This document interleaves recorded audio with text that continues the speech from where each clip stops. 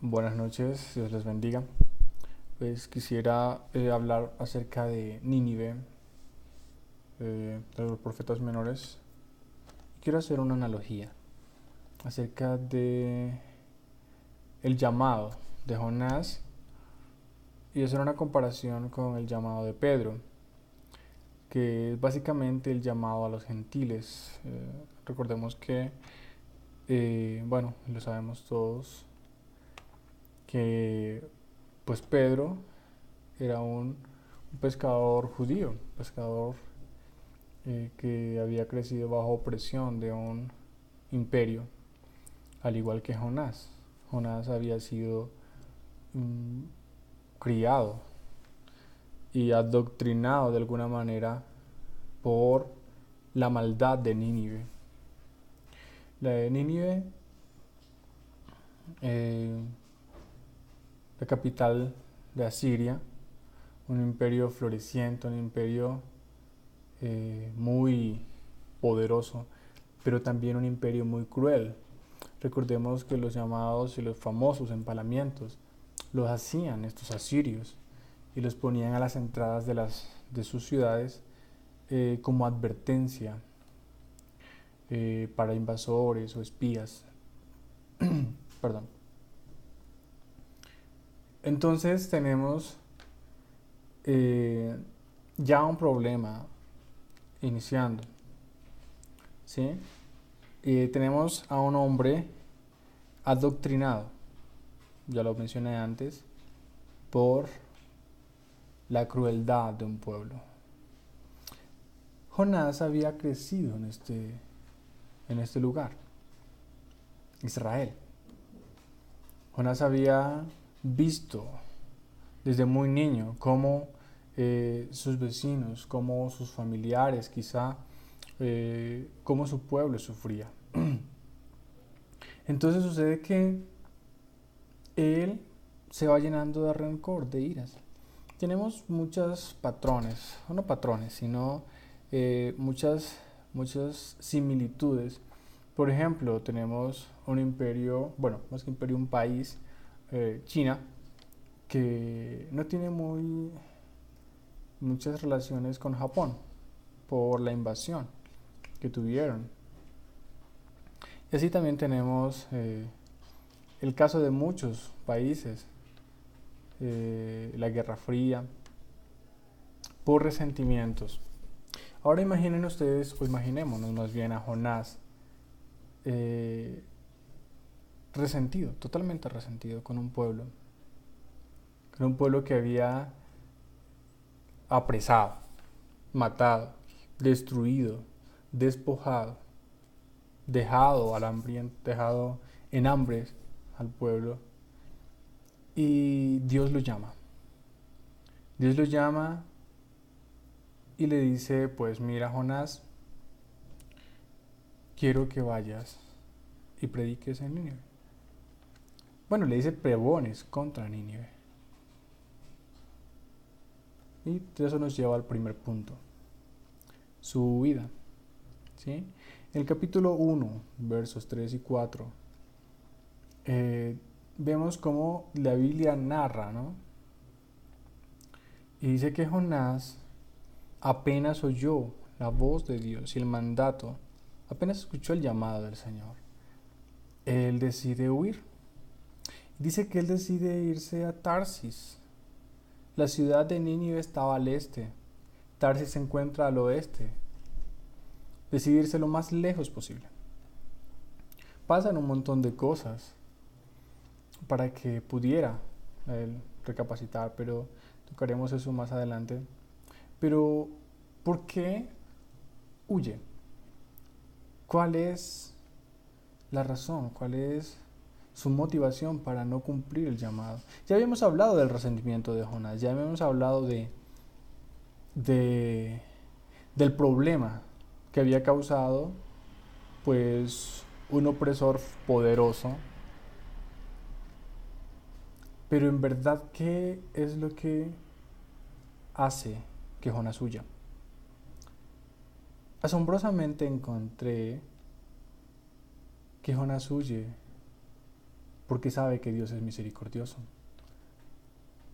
Y eso lo vemos, por ejemplo, en el capítulo 2, verso 9, la parte B del versículo, perdón, estoy hablando de otra cita.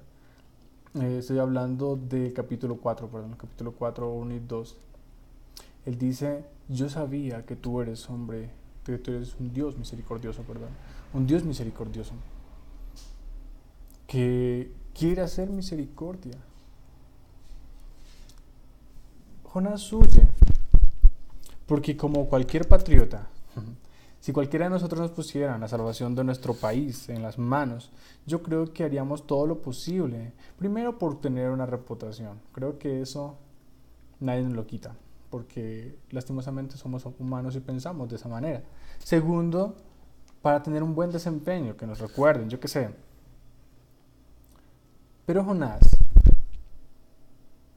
huye como en silencio.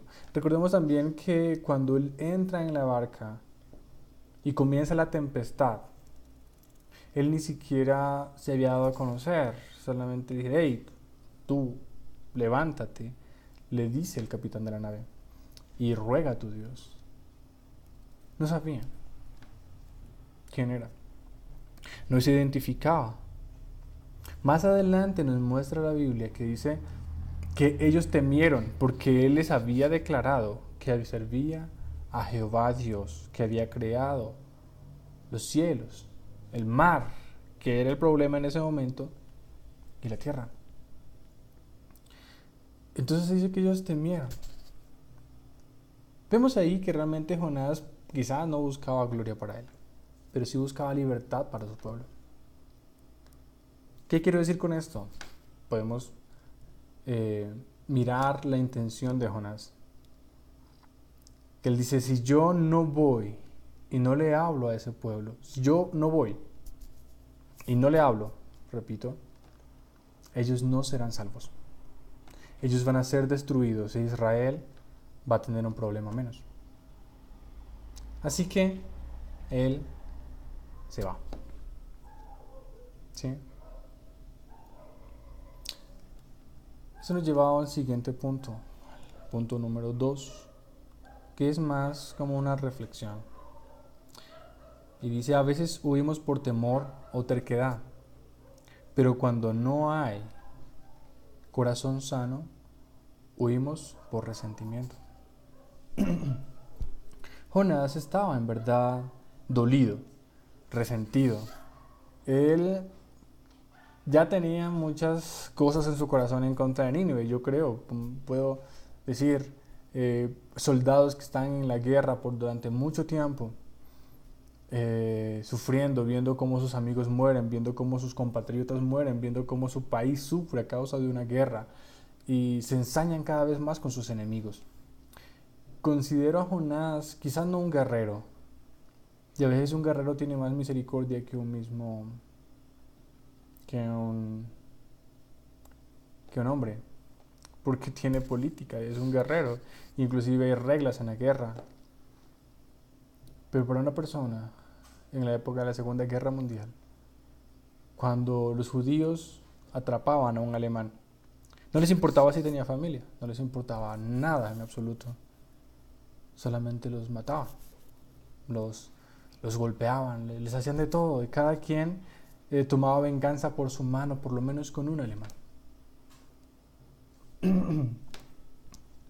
Jonás la vio, la tuvo clara. Dijo, si yo no le hablo a Nínive, Israel puede ser libre de estos opresores. ¿Sí? Jonás esperaba que los ninivitas sean destruidos. Así Israel se quitaba el problema de los asirios. Qué oportunidad tan favorable para destruir a sus enemigos. Era, creo que la proeza más grande que se hubiese hecho, aparte sin pelear, solamente huir, andar a una batalla huyendo. Tercer punto, y en este punto termino. Y este punto habla acerca del plan universal de Dios para salvación. Y aquí es donde quiero hablar acerca de la analogía que les mencioné al principio acerca de Pedro, entre Pedro y Jonás, cuando Pedro, fue enviado a predicar a Cornelio, ¿sí? Entonces, Pedro va, porque tiene una visión y todo, y recibe la orden de Dios de ir. Pero cuando él llega ya, se ve cómo su patriotismo férreo y su indignación por un representante del imperio que dominaba a Israel, Dios quería que le hablara. Entonces, él dice, varones hermanos, yo estoy aquí. Dice, pero para todos ustedes no es ajeno saber cuán terrible, por llamarlo de alguna manera, aborrecible, dice allí, es para un judío entrar en una casa de un gentil o de un griego, de un romano. Bueno, sucede que ahí vemos el resentimiento de Pedro. No es el mismo Pedro que escribe las cartas.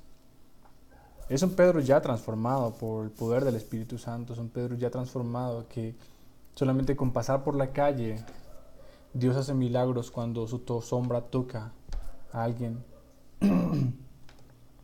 Pero sin embargo, Pedro todavía tenía cosas que arreglar dentro de sí. Aún en un momento Pablo lo confronta por su hipocresía más adelante con el pueblo gentil, ¿sí? Pero vemos ahí un problema. Dios llama a alguien para ir a predicar a un pueblo considerado unos perros. Entonces,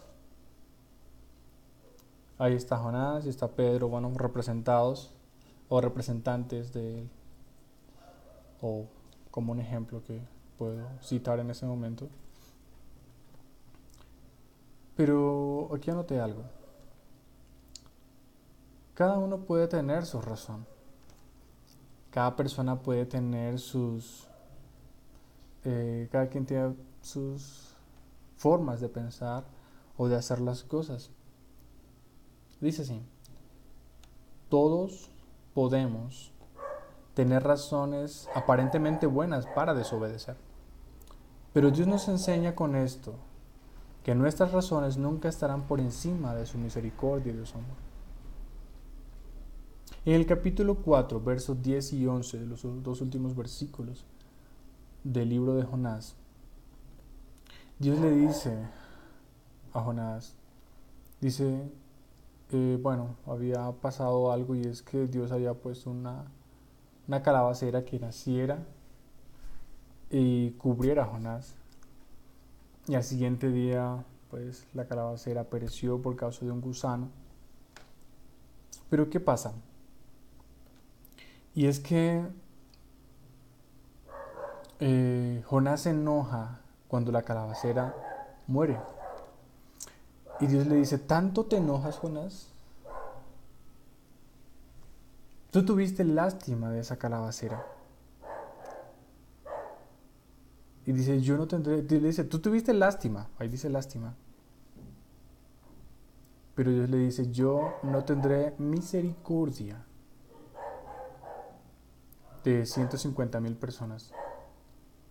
Y además añade, ¿y muchos animales? Vemos la misericordia de Dios que abarca no solamente el género humano, o no solamente a las personas, sino que Él también tiene una simpatía por los animales, que Él está deseoso de salvar y de preservar la vida. Entonces podemos ver ahí un claro ejemplo de la misericordia de Dios, cómo se impone su gran amor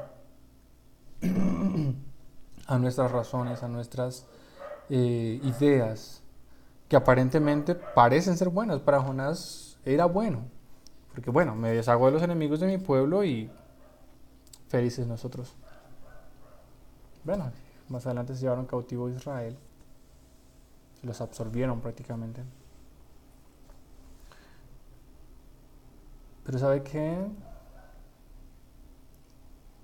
Podemos ver que no es distinto lo que pasa.